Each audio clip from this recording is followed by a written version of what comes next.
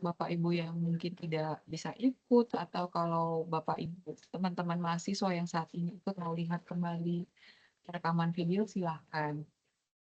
Kemudian ya seperti yang teman-teman ketahui bahwa mata kuliah produksi media sederhana 3 dimensi ini adalah mata kuliah berpraktik ya. Makanya itu berbeda dengan mata kuliah non praktik. Tentu saja pelaksanaan bimbingan tutorial online itu beda. Kita ada 3 kali web yang dilaksanakan di pertemuan seharusnya ya, pertemuan minggu pertemuan atau sesi 357. Tapi saya akan berusaha nanti kita akan ini ya laksanakan tepat waktu nanti di sesi 5 dan di sesi 7 kita akan laksanakan web kedua dan web ketiga. Kemudian berbeda dengan mata kuliah non praktik, kalau di mata kuliah berpraktik itu tidak ada soal diskusi ya, tetapi teman-teman tetap apa ya kehadiran itu juga dinilai dari diskusi dan konsultasi. Kalau teman-teman lihat memang ada beberapa jawaban di antara teman-teman itu yang sudah saya balas, tetapi ada yang mungkin yang tidak saya balas, nanti setelah ini saya akan cek kembali. Kemudian kalau saya lihat dari pertanyaan teman-teman, itu memang sebagian besar itu ya sesuai dengan ini ya nama mata kuliahnya, itu pertanyaannya itu ini ya, apa ya, menanyakan terkait konsep ini ya, yang dimaksud dengan media sederhana 3 dimensi itu apa. Kemudian kalau saya bisa simpulkan dari pertanyaan teman-teman itu, ada beberapa itu yang khawatir kalau medianya itu terlampau sederhana dibandingkan dengan media yang dihasilkan 3 dimensi yang dihasilkan oleh teman-teman lain itu ternyata lebih bagus atau lebih sebentar ya saya tutup lebih canggih gitu takut nilainya lebih rendah gitu padahal bukan itu teman-teman ya. Begini, ketika kita menentukan gitu ya pemilihan media itu salah satu alasan mendasarnya itu adalah kebutuhan. Kebutuhan siapa? Bukan kebutuhan kita sebagai pengajar, tetapi kebutuhan peserta didik ya. Jadi makanya ketika kita mau mengembangkan media, ya tentu saja untuk mata kuliah ini juga ya, itu harus berdasarkan kebutuhan. Makanya di semua tahapan awal pengembangan media, apapun itu selalu diawali dengan need analysis atau analisis kebutuhan. Jadi teman-teman jangan dibalik gitu ya. Saya sukanya apa? Saya sebagai guru saya sukanya apa? Saya bisanya apa? Saya mau buat media itu. Misalnya saya sekarang sedang sedang apa ya? Sedang rajin-rajinnya apa ya? Mengulik Canva contoh. Saya mau siswa saya nanti medianya pakai Canva, padahal siswanya PAUD gitu. Itu tidak tepat. Jadi kita harus balik ya, yang siswa butuhkan itu apa, masalah pembelajaran itu apa, gitu ya. Itu yang kita cari karena memang tujuan penggunaan strategi pembelajaran apapun itu, baik itu model, metode, termasuk di dalamnya media, itu adalah untuk memenuhi kebutuhan siswa atau pembelajar atau peserta didik kita.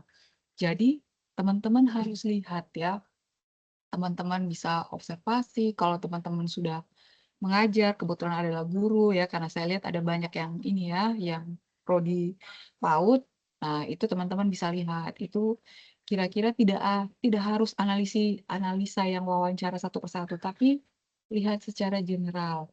Misalnya kalau topik ini, itu siswa tidak konsentrasi atau apa ya, siswa cenderung ngantuk atau minatnya tidak ada begitu. Siswa sibuk sendiri, apa ya, tidak mengikuti kegiatan pembelajaran dengan baik, atau hasil belajarnya kurang bagus gitu ya.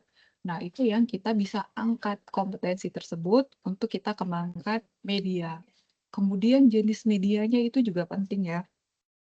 Teman-teman harus lihat siswa kita itu siswa kategori apa? Apakah mereka apa ya anak PAUD kah?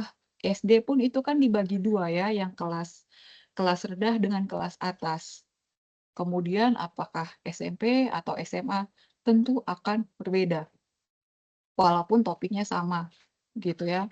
Nah, lihat lagi, PAUD. Kalau PAUD itu kan masa-masa emas ya, kita benar-benar apa ya, memfasilitasi untuk anak-anak PAUD ini berkembang seluruh inderanya. Itu kita pikir, apakah pas gitu ya kita gunakan teknologi, misalkan apa ya, apakah itu smart TV, ataukah gawai, ataukah media yang berbasis komputer gitu ya, yang pakai TIK. Nah, itu yang teman-teman harus pikir lagi. Padahal kalau siswa PAUD, ini medianya itu harus memaksimalkan semua indera dari anak PAUD ya, apa indera penglihatan, penciuman, peraba, dan lain sebagainya gitu. Teman-teman jangan takut kalau nanti teman-teman menghasilkan media yang menurut teman-teman, kan ini menurut kita ya, sederhana, tetapi itu penting dan kreatif, itu akan jauh-jauh dan tepat sasaran, itu akan jauh-jauh lebih bermakna dibanding kalau kita, ya itu ya yang seperti saya sampaikan dari awal, kita cenderung mengikuti tren bahwa, oh kalau sekarang trennya ini yang saya mau, itu tidak. Dan saya memberikan penilaian kepada hasil karya mahasiswa itu saya berusaha seobjektif mungkin. Tentu saja saya menilai itu ada instrumen penilaiannya, gitu ya. Dan teman-teman yang sudah mengerjakan tugas satu, oke lah kalau tugas itu tidak kelihatan ya kita tidak bisa membandingkan antara tugas punya saya dengan mahasiswa lain. Tetapi nanti saya akan tunjukkan bahwa walaupun itu adalah media sederhana gitu ya, tetapi tetap saya berikan nilai yang tinggi karena memang penerapannya itu tepat. Apalagi kalau di tugas satu itu kan teman-teman baru merancang ya, merancang media sederhana 3 dimensi yang nanti teman-teman akan lanjutkan di tugas 2 sampai tugas 3 sampai menghasilkan media jadi, media sederhana 3 dimensi yang bisa digunakan.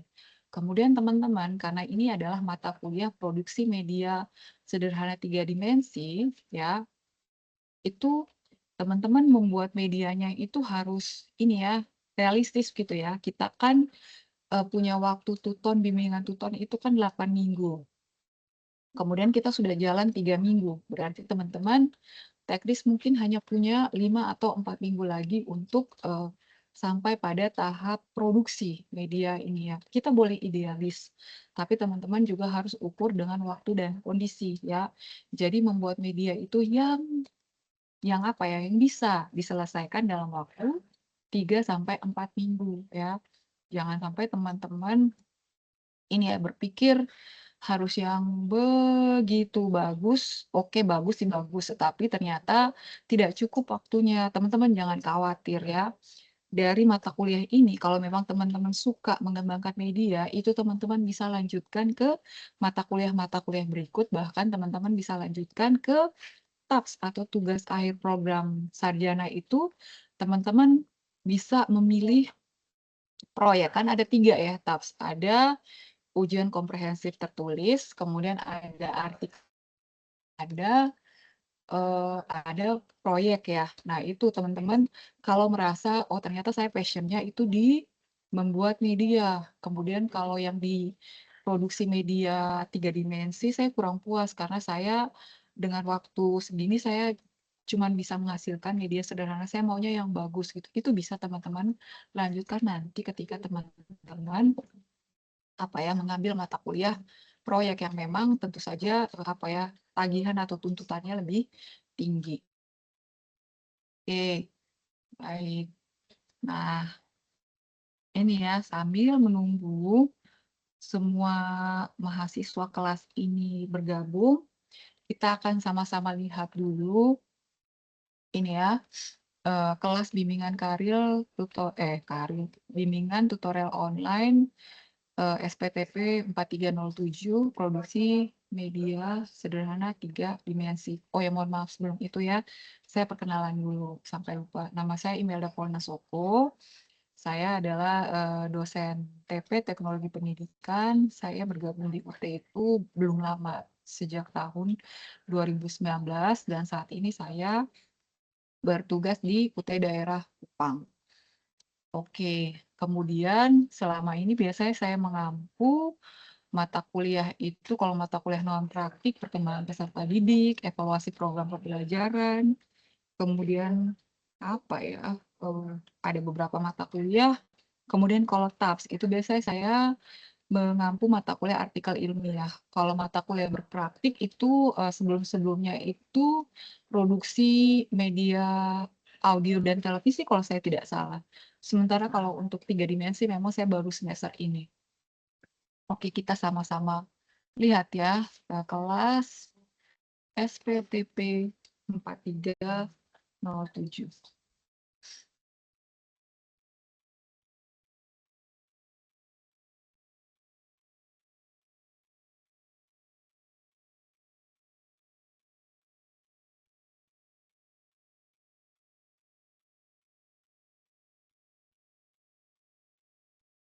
Oke, apakah sudah muncul kelas Sudah, Bu. tutornya? Sudah. Ya, Bunda. Baik, ya, baik. Iya, iya. Ini saya mulai dulu dari pendahuluan. Ini kita sudah lewati, tapi kita lihat ya bahwa iya, mata kuliah ini memang dalam bimbingannya itu kita akan sama-sama berdiskusi tentang landasan teori dan prinsip dalam mengembangkan dan memproduksi media sederhana 3 dimensi. Kenapa saya bilang diskusi? Karena begini, Bapak Ibu, teman-teman, ya, saya itu kuliah khusus TP ini saya sudah selesai dari tahun 2011. Ya, tentu saja ya sampai saat ini saya tetap belajar dan sebagainya, tapi bisa saja Bapak Ibu yang sedang belajar atau adalah sebagai praktisi itu apa ya juga punya pasti semua manusia itu pasti punya pengetahuan awal ya dan bisa jadi teman-teman itu malah apa ya malah lebih bagus karena teman-teman langsung berhadapan dengan peserta didik ya, punya pengalaman langsung dengan peserta didik. Oke, dan ini yang saya berharap kita bisa saling share atau saling berbagi dalam kegiatan tutorial online, baik itu kegiatan pembimbingan di kelas tutorial online di e-learning maupun 3 kali web. Oke, iya, oke. Jadi saya tidak buka erat, tapi kita lihat masing-masing sesinya. Kalau yang teman-teman bisa buka sampai hari ini itu baru sesi 4 ya. Jadi di sesi 1 ini yang sudah kita lalui adalah konsep, fungsi, dan ragam media sederhana 3 dimensi. Kemudian di sesi kedua itu adalah prinsip dan karakteristik media sederhana 3 dimensi ya. Kalau definisi sederhana, media sederhana 3 dimensi tentu saja media yang ada terdiri dari panjang, lebar, dan tebal atau tinggi kan gitu. Kalau kita bedakan dengan 2 dimensi. Kemudian di sesi ketiga itu adalah model-model pengembangan media sederhana 3 dimensi. Ya, oke. Jadi yang kita bahas atau kita pelajari bersama-sama di sesi 3 itu adalah yang pertama tujuan pengembangan media sederhana 3 dimensi, kemudian sasaran atau pengguna media sederhana 3 dimensi, ya. Kalau teman-teman lihat urutan ini, itu sebenarnya sama dengan apa yang sudah saya sampaikan sebelumnya. Kemudian yang ketiga itu adalah isi atau pesan media sederhana 3 dimensi. Dan yang terakhir itu adalah strategi atau cara penggunaan media sederhana 3 dimensi. Ya, jangan sampai kita sudah sudah membuat, sudah merancang, mulai dari merancang, mengembangkan, kemudian sampai produksi tahap akhir media sederhana 3 dimensi, tetapi media yang kita kembangkan itu tidak bisa kita kita operasikan gitu ya. Kalau misalnya media tersebut ternyata harus bergerak, ternyata waktu kita tampilkan di depan kelas tidak bisa begitu ya. Waktu kita coba di rumah jadi, tetapi ketika di kelas di dipegang atau dioperasikan oleh siswa-siswa kita ternyata tidak jalan. Nah, itu hal-hal seperti itu yang kita harus perhatikan ya. Bahkan kalau kalau perlu ya, kalau memang ternyata media sederhana, 3 dimensinya, apa ya, cara penggunaannya itu terdiri dari langkah-langkah, berarti kita harus bikin panduan atau pedoman penggunaan media sederhana 3 dimensi. Oke, iya.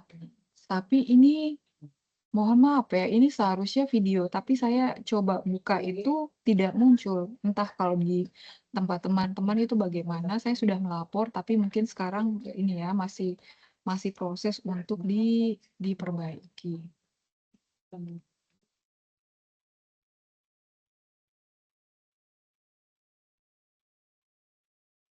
ini ya, ini adalah model-model pengembangan media sederhana 3 dimensi. Oh, ini yang tadi sudah ya.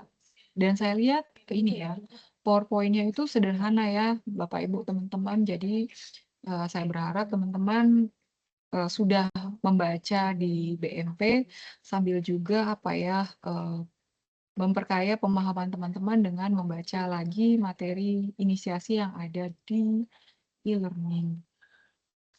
Oke, ini ini ya karakteristik pengguna dalam hal ini peserta didik ya, bahwa ya pasti kita lihat apa ya, hmm, siswa kita itu berada pada kategori usia mana. Tentu saja kategori usia itu akan ini ya, itu akan berpengaruh atau akan berdampak pada tahapan perkembangan kognitif siswa, itu tentu saja akan berbeda ya. Kalau siswa usia dini, itu sampai SD kelas rendah, itu kan pasti masih berada dalam tahap operasional konkret. Makanya biasanya kita medianya itu adalah media-media yang ya benar-benar konkret seperti itu. Oke, dan memang biasanya media 3 dimensi itu paling cocok untuk siswa-siswa anak usia dini sampai SD yang kelas rendah. Kalau yang sudah SMP, itu SMA, itu sudah berkurang penggunaannya atau hanya digunakan untuk konsep-konsep yang memang kompleks atau rumit. Oke. Ini ya, ada beberapa prinsip atau kriteria penggunaan media yang perlu kita sebagai pengajar itu pegang teguh. Itu yang pertama adalah ketepatan dengan tujuan pembelajaran. Kemudian yang kedua, dukungan terhadap isi atau konten bahan pembelajaran.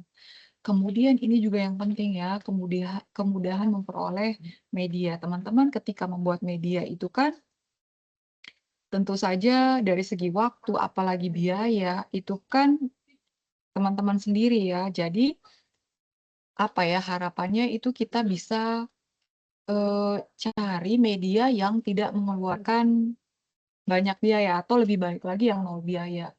Ya, tidak menggunakan biaya sama sekali. Boleh menggunakan apa, apa, bahan-bahan daur ulang atau mungkin, apa ya, yang go green gitu ya, yang sampah atau apa yang memang masih layak digunakan. Kemudian berikut itu adalah keterampilan guru dalam menggunakan media, kemudian tersedianya waktu untuk menggunakannya. Jangan sampai ya tujuan kita menggunakan media itu kan dalam rangka ini ya, agar kegiatan pembelajaran itu berlangsung efektif dan efisien. Efektif itu artinya apa? Artinya kita dengan media tersebut kita bisa jangkau sebanyak mungkin tujuan atau capaian kompetensi. Ya, kemudian efisien, efisien dalam hal waktu dan biaya. Ya, jangan sampai dengan kita membuat media, kita tidak pertimbangkan ini ya, waktu, justru dengan menggunakan media ini malah waktu yang kita butuhkan itu lebih banyak. Nah, itu jangan, berarti media ini tidak tepat untuk kita gunakan. Kemudian sesuai dengan taraf berpikir siswa. Ya, sebenarnya yang sesuai dengan taraf berpikir siswa ini pertimbangannya harusnya ada di awal, karena itu menjadi pertimbangan dasar ketika kita mengembangkan media pembelajaran. Ya, jadi memang tidak banyak ya kalau teman-teman lihat apa ya, materi inisiasi yang ada di e-learning. Oke, iya. Kemudian teman-teman, ini sebentar saya stop sharing dulu.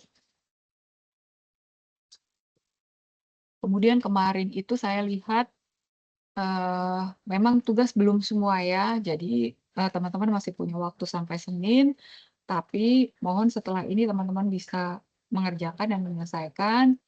Kalau sekarang ini dari 25 orang itu memang baru 8 ya yang mengerjakan, dan saya lihat itu semuanya bagus-bagus ya, rancangan media sederhana 3 dimensinya. Ya, sebentar. Mmm,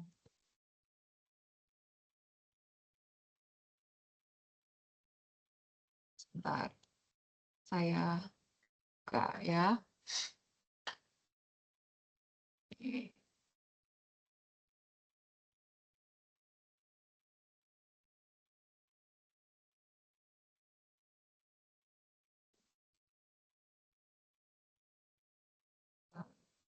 Oh ya,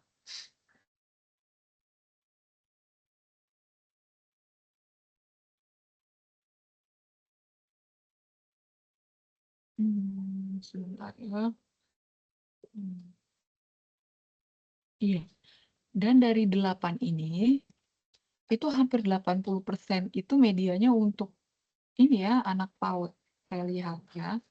Dan kalau berdasarkan penilaian saya memang semuanya sudah sesuai dengan ini ya, karakteristik peserta didik dalam hal ini anak usia dini. Ya, ada yang membuat apa ini ya, media manipulatif ayam pintar dua sisi, kemudian sebentar saya lihat. Oh, ada yang membuat apa ya, semacam alat peraga gunung berapi atau gunung meletus itu ya, tujuannya untuk, pengenalan dan mitigasi bencana, seperti itu. Kemudian ada oh ya, ada yang media, 3 dimensi untuk, mengenal bangun ruang ya, bangun ruang yang umum dilihat di kehidupan sehari-hari anak usia dini. Contoh apa ya, kubus, balok, kemudian apa ya, bola kalau saya tidak salah. Kemudian ada juga yang iya, yang bangun ruang itu kalau saya tidak salah ada 2 atau 3 orang, eee, ke bentar ya.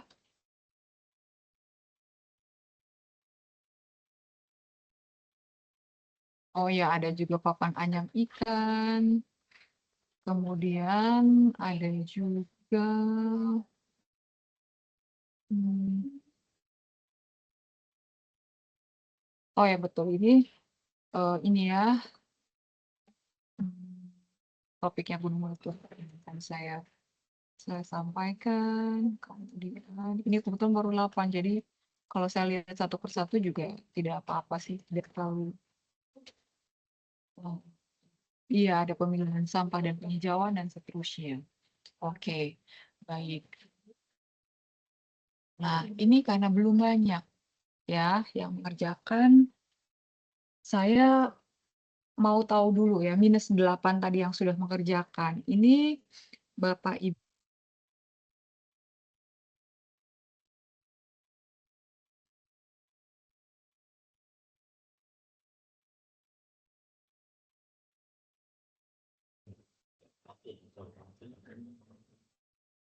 malas ya.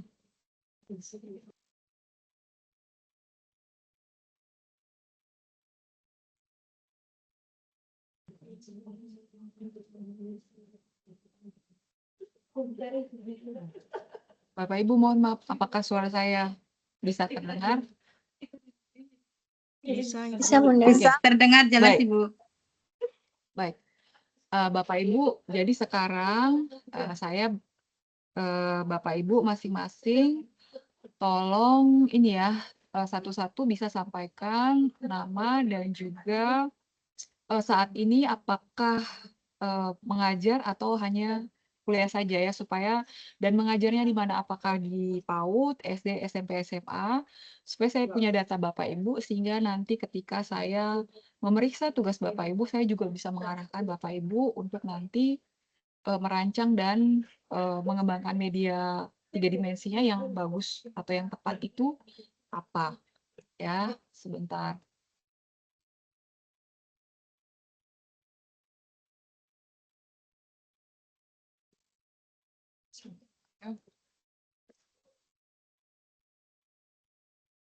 Oke. Oke,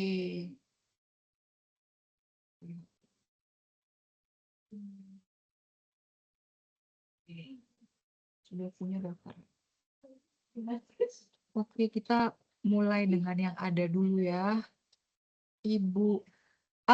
Kalau misalnya dari yang saya bacakan ini ternyata sudah mengerjakan tugas ya, Bapak Ibu boleh langsung ini ya, langsung sharing tugas yang sudah dihasilkan itu apa, supaya siapa tahu bisa memberikan inspirasi untuk teman-teman mahasiswa lain. Oke, baik. Kita mulai yang pertama, Ibu Anggi Afrida Susanti. Silakan.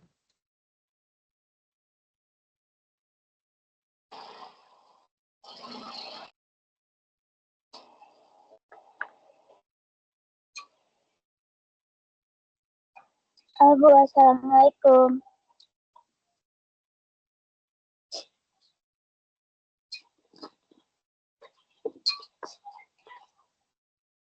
Waalaikumsalam, Bu. silakan Ibu. Kenalkan, nama saya Anggi Afrida Susanti. Saya berada di daerah Kota Baru, Kabupaten Kota Baru, Pamukan Selatan, Kecamatan Pamukan Selatan. Saya sedang mengajar di TK Tunas Bangsa Desa Talusi.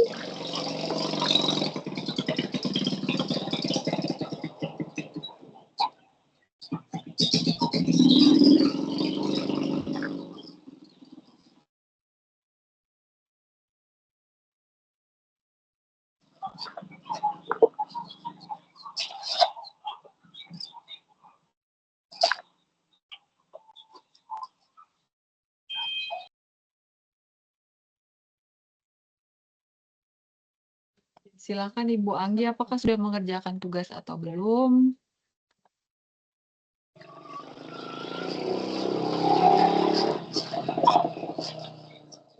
Oh, sudah ya, sudah ya. Anggi ini sudah ya. Oke. Iya, kemarin itu Ibu Anggi ini mengerjakan, oh ya itu ya, yang media sederhana 3 dimensi yang gunung meletus itu. Iya, Bu. Nah, itu nanti gunung meletusnya dikasih cairan itu ya yang bisa ini. Atau seperti Iya, Bu, apa? dikasih cairan minyak supaya apa ya yang namanya yang hampir memiripi. Oh ya ya ya ya. Oke, oke, betul. Oh, betul ya. Ini izin saya tampilkan ya sedikit. Oke, sambil nanti oke, jadi ini ya kelihatan. Apakah sudah muncul?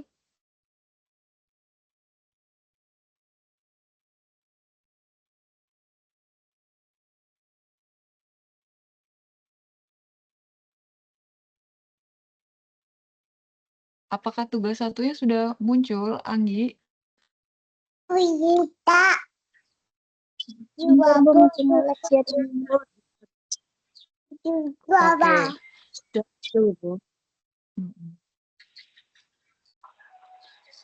Oke, Anggi, silahkan coba ini presentasi singkat ini rancangan media yang Anggi mau kembangkan. Silakan.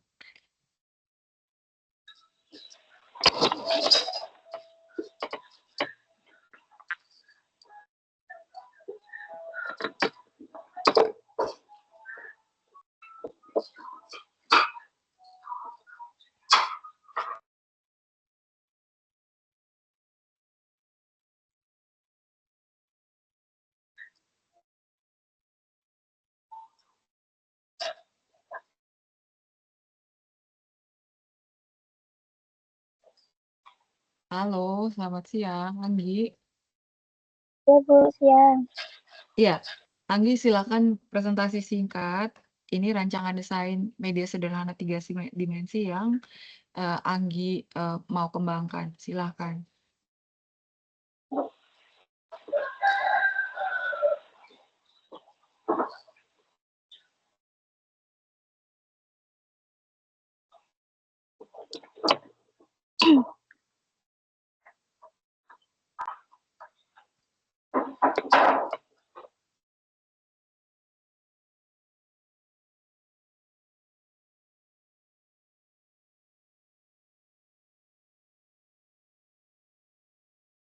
Ini tugas satunya muncul tidak, Anggi?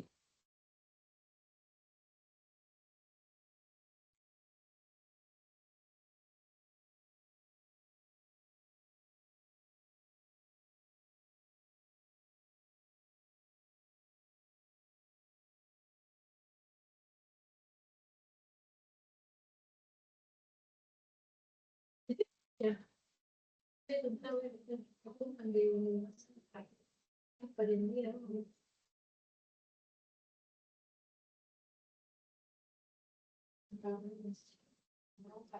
Oke, ini kalau begitu saya next saja ya.